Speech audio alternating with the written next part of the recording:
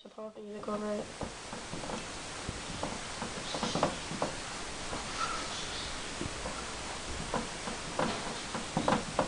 Put music over it, okay? Okay, now stand back.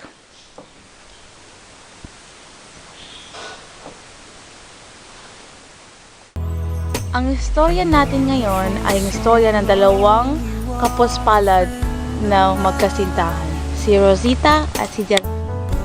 Ito si Rosita, ang anak ng dato ng Balintawak, dalagang-dalaga at maganda. Siya ay walang nanay pero meron siyang abay. Ito naman si Delphine, ang anak ng dato ng Gagalangin, matipuno at matyaga. Ang Balintawak at ang Gagalangin ay magkaribat. Ang relasyon ni Rosita ni Delphine ay lingid sa kaalaman ng kanilang magulang, kaya sila'y pasikretong nagkikita sa sulok ng isang bakod. Rosita! Nandyan ka ba?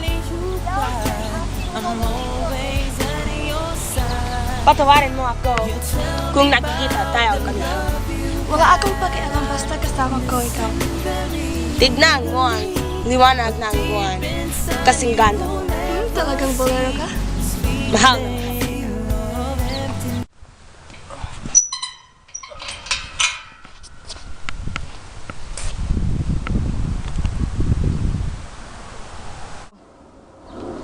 Dati, inuusad nila ang bako sa ating dako. Ano? Bakit? Tara, samahan mo ako para kausapin natin sila. Magandang umaga, Datu. Bakit kayo naririto? Huwag kang magtanong ng parang hindi mo alam. Ano bang gusto mong sabihin? Bakit mo inusod ang bakod sa aking dako?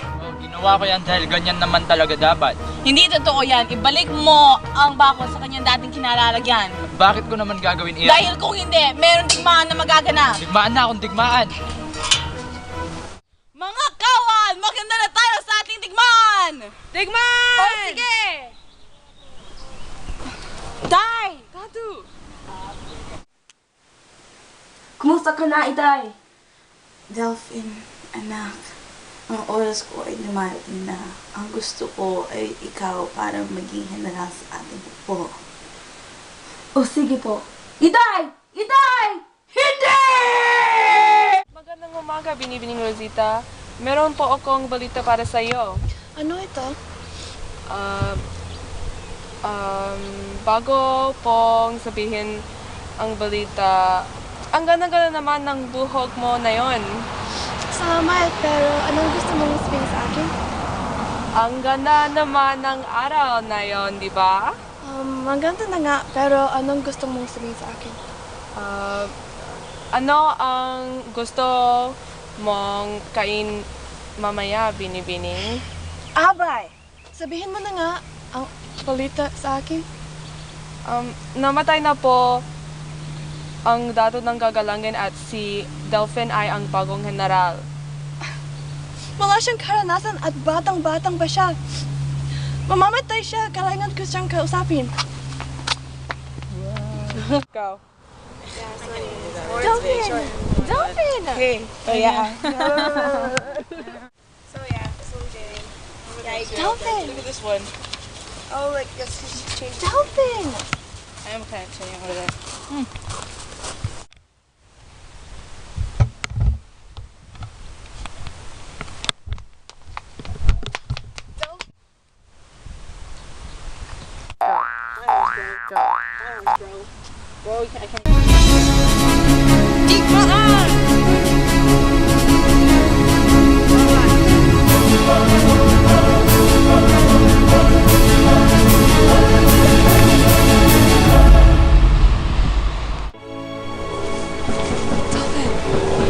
Gusto ko mailibing sa tabi ng bakod.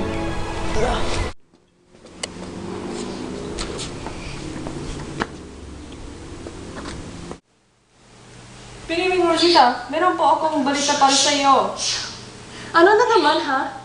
Maganda ba ang buhok ko? O hindi? Maganda naman ang araw? O tatanungin mo kung ano ang gusto mo? Namatay si Delphine ang sa digmaan. Ano?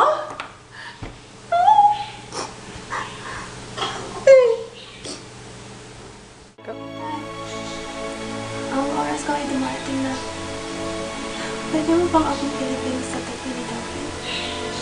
Sige, kahit ano.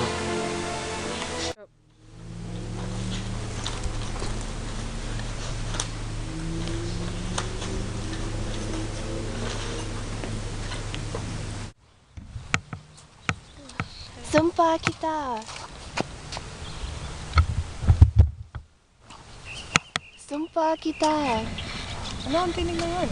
Naririnig ko na. Sumpa kita. Ayun na naman. Sumpa kita. Dito, narinig ko dito. Pukain natin, baka may kita. Ano ito? Ito ang mga kalansay. Siguro ito yung mga kalansay ni Delphine at si Rosita. Ang kwento ay nagkasalin-salin sa maraming bibig at ang sumpa kita na inahatid ng panggabing simoy sa pagdinig ng mga tao ay naging sampagita na siyang ipinangalan bulaklak ng halamang tumutubo sa libing ng magsing irog.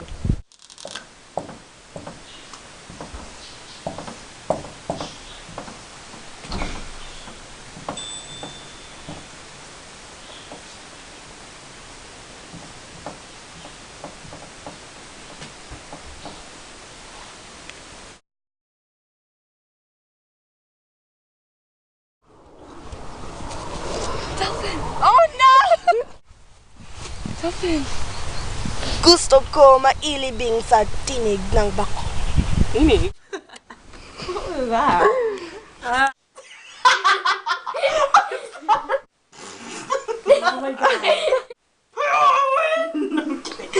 Kumusta ka na, Itay? Debbie, Ano naman ng araw? Or tataman... Tignan mo ang liwanag ng buwan. Kasing ganda mo. Dato, inuusad nila ang bakod sa ating dako. Archie, I'm not getting you. Bakit? Samahan mo ko para... Oh, ginawa ko yan dahil ganyan naman talaga dapat. Hindi! Mga kawal! Maganda